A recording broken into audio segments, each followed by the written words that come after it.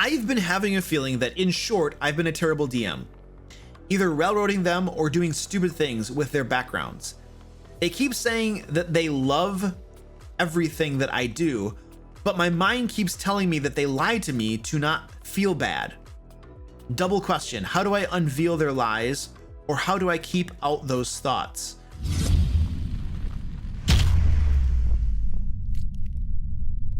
Are you a game master on a budget looking for free D&D and RPG resources you can use in your games? Well, the DMLair.com has just what you need. The DMLair.com has 5th edition adventures, new monsters, traps, puzzles, NPCs, and tons of other game master resources for the low price of free. And if you sign up for the DMLair newsletter, you'll get access to all my free resource collections conveniently available as printable PDFs.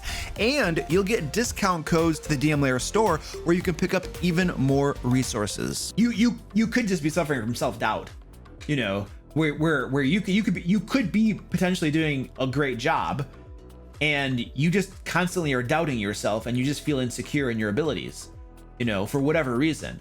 So that's the thing. You could be doing just fine, but you can't see that. You guys, sometimes we're our own worst enemies. Sometimes we are our own worst enemies. We might, dude, I've known people who were, just to give you an example, who were extremely attractive people, and yet they thought they were ugly.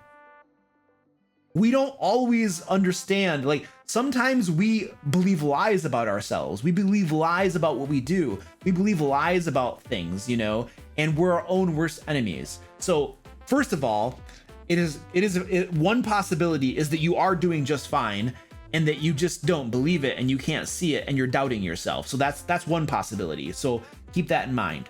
The second thing is that it is also a possibility that you're not doing a good job, and that your players just they don't want to make you feel bad, and so they're telling you that it's okay. You know, that is a thing. People do that. Shoot, I've done that before. You know, I don't want to hurt the guy's feelings, you know? Of course I'm going to say I had fun, you know? But Here is how you unveil the truth. This is the way to do it. You use your eyes. You use your observations. That's how you do it. You observe your players when they're playing the game. How are they behaving? How are they acting? Are they smiling? Are they laughing? Are they engaged? Are they paying attention? Do they look like they're having fun? Do your players keep on coming back to the game week after week? Are your players participating? Are they paying attention? Or are they on their phones, doing stuff on their phones constantly that has nothing to do with D&D? Now, people use electronics to look at stuff on D&D Beyond and look up stuff for their character sheets. That's a thing. But you can usually tell when they're engaged and paying attention and when they are distracted and bored. Are they in their chairs falling asleep during the game? Are they distracted by stuff? Are they not paying attention? Like, observe, use your eyes. When you see people are listening, they're engaged, they're laughing, they're joking around with each other, you know, and you can see, you can observe that excitement and that attention, and they keep coming back, and they don't constantly have excuses why they can't make a game session. You know they're having fun, and you know that they're enjoying the game to a certain degree, for sure. Because that sort of stuff, it's easy when asked if you're having fun to say, yeah, I'm having fun, and to put on a smile and stuff. It is far more difficult to keep up that facade over the course of a 4-hour game session. It is an amazingly dedicated actor who keeps up the facade pretending to have fun over an entire 4-hour game session. However, most people are capable of lying over the course of like a couple seconds. Yeah, I had fun. Anybody can do that and lie to you. So my suggestion is to observe them, watch their body language, watch their faces and stuff. That's where you're going to find the truth, is through watching and observing them. This is what I do when I'm running my games. I'm constantly looking at my players and seeing like, okay, who's engaged, who's laughing, who's participating, who seems to not be having fun. You know, and I have a few players where I'm like, I don't know how much fun they're having, you know what I mean? And so I keep an eye on them, you know, and every time they laugh or engage or joke or something, I'm like, okay, that's a positive indicator. Okay, I like that, you know. So observation is probably one of the best ways to get to it. The other thing you can do is do an anonymous survey, something through SurveyMonkey. Anonymous surveys, people are going to feel a little bit more free to express their thoughts to you because their name isn't attached to it, and they feel, because of the anonymity, that they're, you know, that they're not maybe going to hurt your feelings and stuff, you know. But when somebody asks after, especially during a game session face to face, hey, did you guys have fun? That's a bad question. Every time a dungeon master asks that question, I'm just like, that's a bad question to ask, because most players are going to say, yeah, we had fun, even if they didn't. It's the socially acceptable thing to do. So it's a meaningless question. I don't think I ever ask my players that. It might slip out from time to time, but I don't ask my players if they had fun. It's a meaningless question. I observe my players, and I do surveys every so often to get their thoughts on the game and stuff too. But it's a meaningless question to say, did you guys have fun? Because they'll lie to you if they didn't. But watch them. It's hard to lie for 4 hours through your body language. If you do want, there actually are 3 questions you can ask to your players at the end of a game session that will help you get good feedback. Because did you have fun is not good feedback. So the first thing you can do, what am I doing in the game that you enjoy that I should keep on doing? And then people give you feedback. This is great. This tells you what they like. This tells you what they enjoy. That's a great question. Open-ended, they give you specific examples, you take notes. Great, this is what my players like. I keep doing these things, okay? What is something that I do in the game that you dislike that we should stop doing? What do you dislike that we should stop doing? It's just, what are we doing that you dislike and we should stop doing? It's not like, what am I doing wrong? Don't make it personal. Make it vague. Make it like very, like, you know, in general. That way they're not going to feel like if they give you an answer that they're attacking you. So what is something we do in the game that you dislike that we should stop doing? They go around, they give you some input, you take notes. All right. Third question. What is something that we're not doing currently that we could start doing that would improve the game? And then you're going to get some feedback. Go around, people give you some suggestions. So it's keep doing, stop doing, start doing. Those are the 3 questions. That will give you, they're all very open-ended. You will get specific examples from your players. Very good information there. And that will give you some very solid guidelines on things that you should keep doing because they love it, things you should consider stopping because they don't like it. Just bear in mind that not all players like or dislike all things. So there might be one player that's like, we should stop having combat encounters. And then 3 of the other players are like, whoa, no, I love combat. So take everything with a grain of salt and use your brain, right? But it'll give you some really good feedback. And then it'll give you suggestions for things that you could start that you never considered that might be tons of fun. So lots of good information you can get from those 3 simple questions. And you can do that at the end of a game session if you want. I wouldn't do it at the beginning necessarily. I would do it at the end.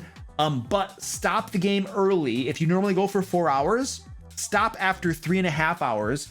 Give yourself a half an hour at least to have that discussion. Go around the game table. Everybody talks, gives their opinions and stuff. You take notes, right? And then afterwards, you go use your brain, read and think and consider and make some tweaks. You don't have to do a massive overhaul. Don't do a massive overhaul based on their feedback. Pick 2 things that you think would be the most impactful, that could improve the game the most.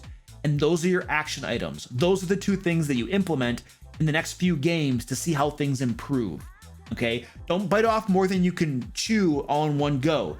Pick 2 actionable things that you can start doing that's going to improve your game. And pick the 2 things you think will have the most effect as well. That way you're going to be applying the Pareto principle, the 80-20 rule, right? Of, 20% of effort produces 80% of results. And then you're using your time wisely as you try to improve your game. So that is something you can do as well that will be very effective to help you improve your game. Should you say, please give me 1 or 2 things, Luke? Not necessarily. I would leave it open-ended. Let them give you as much feedback as they want and just take notes. Make sure, though, that everybody at the game table has an opportunity to talk and speak and give you their input. Make space for that. That means you're going to have 5 players and 3 are going to talk their faces off. You need to give the other 2 players who are quiet space to talk, which literally means telling the other ones to take a break for a second and then specifically saying, hey, John and Karen, what are your thoughts? What do you think about these things?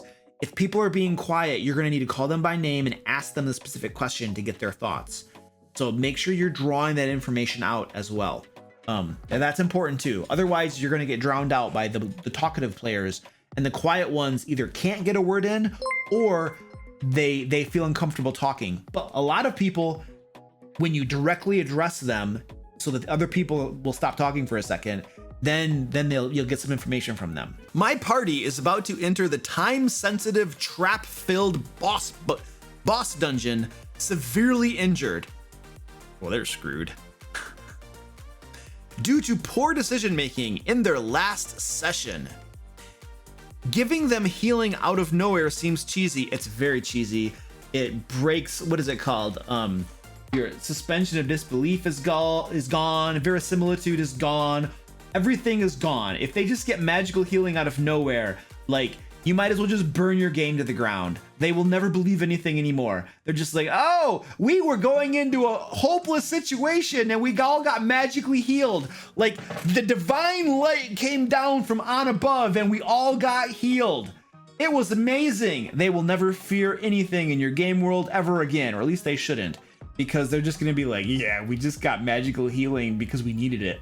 Out of nowhere. Woo! Yeah, don't do that. That's not a good idea. You're right. It's not only cheesy, but it's like burning your game down. In my opinion, I would never do that. But letting them just wipe because of how hard the dungeon is seems unfair. It's not unfair. It's not unfair. Who made the decision to go into the dungeon severely injured? Players, right? Players are the ones who made that decision. They were severely injured and they decided to do it. They made the decision. I'm assuming you didn't force them to do it. I'm assuming you didn't push them in there. I'm assuming that you didn't give them no choice. They made the choice. They might have known, even if there was a ticking clock, they still had a choice. They always had a choice. And instead of resting, instead of getting patched up before going into the dungeon, they decided to go into it severely injured. They made that choice. You need to stick to your guns, in my opinion. Like, if you as a dungeon master screw up, backing off and changing things, okay, I get it. I've done that before.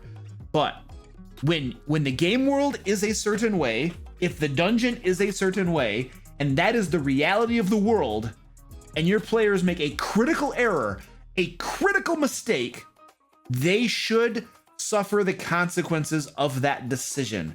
To do otherwise is to have no consequences in your game, to have your game basically just be a, whatever you do, don't worry, you're going to succeed. You're going to be successful. No matter what condition you're in, no matter how bad of a decision you make, don't worry, guys, I got your back. I'm in control. As the dungeon master, I'm going to work behind the scenes to just make everything smooth out. So your choices are meaningless. Your choices don't really mean anything. You can't really have good choices or bad choices, because I'm going to be behind the scenes, this omnipotent dungeon master, just kind of smoothing the road out, making sure everything goes well for you. And you're going to win whether you deserve it or not, whether you made a good choice or not, whether the dice go poorly or well in your favor, you're going to win because I'm going to make sure you win. And that's going to be the way things work around here. When you do that, you are stealing agency from your players as surely as if you were to just straight up control their characters, because you are making their decisions and choices meaningless and have no consequences in the game world. So that is not something I suggest or recommend. If they make a bad choice, then the world is the world. Things are the way they are, and you need to play, in my opinion, play things through straight and see what happens. If they all wipe and die, well, they made a bad choice and they all wiped and died. Oh, roll up new characters. Let's keep on going. Maybe the next party will, not go in there severely drained of resources and injured. Every single TPK that has happened in my games has been a result of the players making a bad decision. Every single one of them. Every single one. My Hand of Light group, well, actually, my Hand of Light group who TPK'd and then became Manus Invictus, they made a bad decision. That video is on my YouTube channel. My Sword Coast Guard group made a bad decision and TPK'd. That video is on my YouTube channel.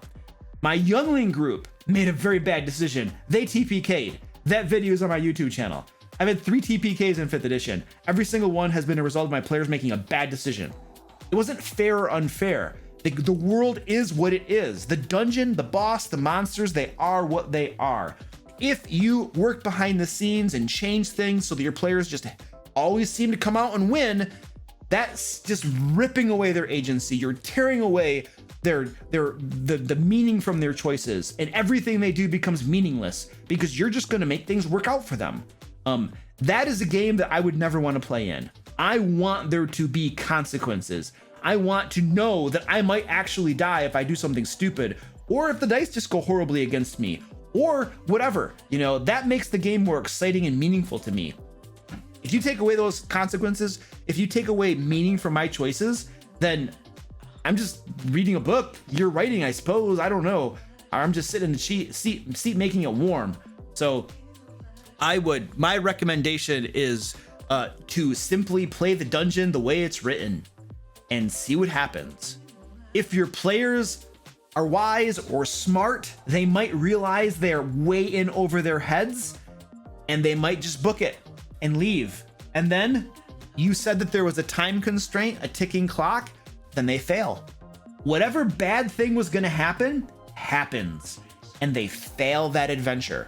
And then you think about what the consequences are for that bad thing having happened, because they had to retreat from the dungeon because they weren't ready for it. And then guess what? That becomes the next adventure. That's the next adventure they go on. After they go lick their wounds, after they get healed up, they figure out, oh, we blew it. We were too late. And now things have gotten more complicated and this is going on. And holy crap, now we got to go take care of this, which is worse because we made a bad decision. That is a living, breathing game world that I want to play in. I don't want the game world where the dungeon master is just behind the scenes making everything work out for me. That's not a fun game for me. That's a meaningless game for me. I think one is definitely superior to the other. So that is my suggestion. That's how I would do that. And they might TPK too. They might all die. But you know what? There are so many times where my players get in way over their heads and I'm just like, this doesn't look good. And they somehow figure it out. Look at I just ran a Curse of Strahd game this last Sunday. It's on my second YouTube channel, the DM Lair streams. Link in the chat for you guys. We just ran a game session and it was looking really bad, really, really bad. And my players were close to biting it. And here's what happened. Here's why. Here's what they did. They actually made a very bad decision. They made a very bad decision in my Curse of Strahd game 2 sessions ago, actually. They decided to take a long rest in the middle of a dungeon. And behind the scenes, here's what happened. Unbeknownst to them, there was an enemy. Well, they actually knew this. There was an enemy that they had defeated, and they tied up this enemy. It was a spirit naga. Was it I think it was a spirit naga. It was one of the nagas. It was a pretty rough one. It was like a CR8 or something. Death naga, spirit naga. It was something like that. Dark naga. I forget which one. I don't know. There were a few nagas. It was one of the nagas. It was like a CR8 or something. They had defeated it and then tied it up previously. And then they went up and they took a long rest. Well, guess what happened over the course of a long rest? The spirit naga recovered hit points, woke up, untied herself, and then she also took a long rest. And then since they were all in a wizard's tower, she was in constant communication, or the wizard was able to communicate to her, and the wizard was scrying his wizard tower the whole time. He knew what was going on, and he was hoping that his defenses would take out the players as they made their way through it. So the wizard basically told the spirit naga, okay, just chill out, don't attack them or anything, because they're about to go into the 3rd level. And the 3rd level is full of automatons that are going to animate and attack them at some point.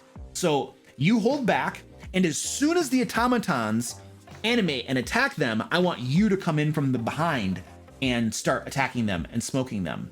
And that's what happened. And so they found themselves fighting a handful of, you know what, actually let's calculate the, let's, you know what we're gonna do?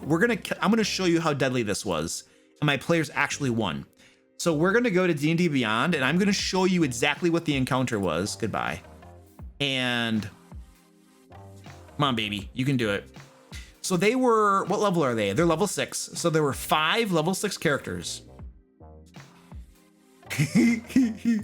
Let's find out what Naga it was. It was a spirit Naga. Yep. So there was a spirit Naga. And then there was a, what were those things? Defender. Stone Defender. There were 2 of these. And then there were, what are those other cannons called? A bolter. Steel bolter, oaken bolter. There we go. There were 2 of these. This is what they fought, you guys. You can't see this super well. Hold on a second. The text over there. This is what they fought. Right here. They were level 6. Their deadly threshold was 17,000. Do you see that? They fought an encounter that was at over twice their deadly threshold. This is what they had to fight. This is what they fought. And guess what? They won. Now, one of the players went down to 0 hit points twice. Another one went down to 0 hit points once. But they figured it out. Now, this is in part because my players are very good players and they're pretty good at combat. It's also in part because at least a couple of them are pretty good min-maxers and have built pretty powerful characters as well. Not all of them, but some of them are. At least 2 of them have pretty good builds, I would say. But this is what they fought, and they won. Now, before it was going to be the Spirit Naga, they were going to run into this right here, and it was going to be, it was still deadly. It was still deadly, but not quite as much. So if they didn't have that Spirit Naga because they took a long rest, they would have fought this. But because they took the long rest, they ended up running into the Spirit Naga as well. And that was the consequence of them taking a long rest. Now, it's interesting because my players, when they were taking this long rest, and then it went successfully, a couple of my players were like, I can't believe that worked. I can't believe we actually took a long rest and nothing happened. And one of my players, Kevin, was like, yeah, I was so expecting something to happen. He mentioned a few times, he's like, I can't believe that happened. I can't believe we long rested in the dungeon and there were no consequence. Like nothing attacked us, nothing happened. You know what I mean? There was a consequence though. Something did happen because as soon as they said they were going to take a long rest, Luke's brain started spinning. All right, what's going to happen? What's going to happen? What's going to happen? What would the wizard do who's been observing them the whole time? Well, he knows they're about to go into this level with all these automatons. Okay. The Spirit Naga is still alive and she's going to get a full rest and she'll be at full resources because if the players are long resting, guess what? My Spirit Naga is going to long rest too and get all of her resources back. Okay, so if I do nothing during the long rest, wait for them to come into the 3rd level, the automatons animate, my Spirit Naga is at full resources, she can get them in the behind, right, where they're not expecting something to come at them. Yeah, this could be really good. And so that was my plan. That was their consequence for taking a long rest in the dungeon.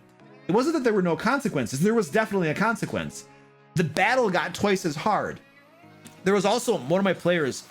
So that Spirit Naga, by the way, when it came up, it cast Dominate Person on Meridon, who is a barbarian.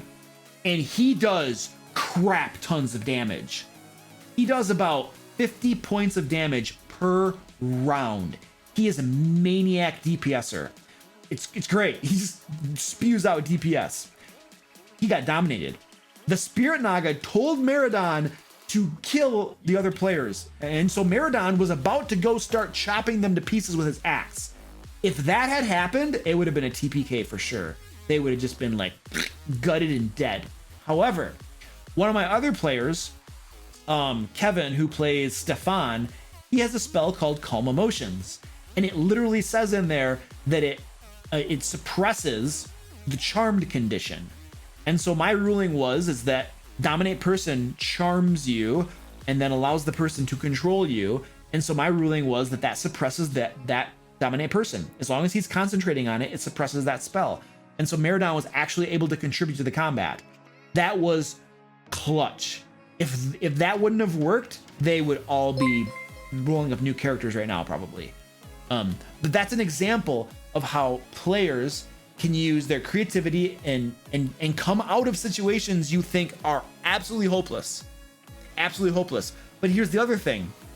They were in that situation with that crazy encounter because of their decision. It was their decision to long rest in a dungeon. And that was a bad decision, in my opinion. But they were really beat up too. But not only that, they were using lots of resources. They were throwing, one of my players was counterspelling all the time, constantly. He was blowing through all of his resources. And then they were out of resources. That's because they probably weren't managing resources very well, in my opinion. But not everybody needed a long rest. But the wizard really wanted a long rest because he was blowing his resources. I don't know about the other ones. I don't know if everybody needed a long rest, but the wizard definitely wanted one because he was just blowing his spell slots. I don't know how everybody else was sitting. But anyway, yeah, they long rested and they had a consequence. So that's what happened. So if they had TPK'd, I mean, it would have been like, okay, fine. That's what happened. You long rested in the dungeon and you got enemies you left alive came up and attacked you while you were fighting the other ones. That's how one of my groups TPK'd. They left people alive behind them. Then they ran into an encounter here. And then the other encounter caught up with them and they got sandwiched between two encounters. They should have taken care of the first encounter. You can't just use turn undead on a pack of undead, watch them run away, continue on, and then figure nothing will happen. Like, the undead were being controlled by some intelligent creatures. As soon as the effect wore off, they started following them. They made a bad decision, and that group paid for it with their lives.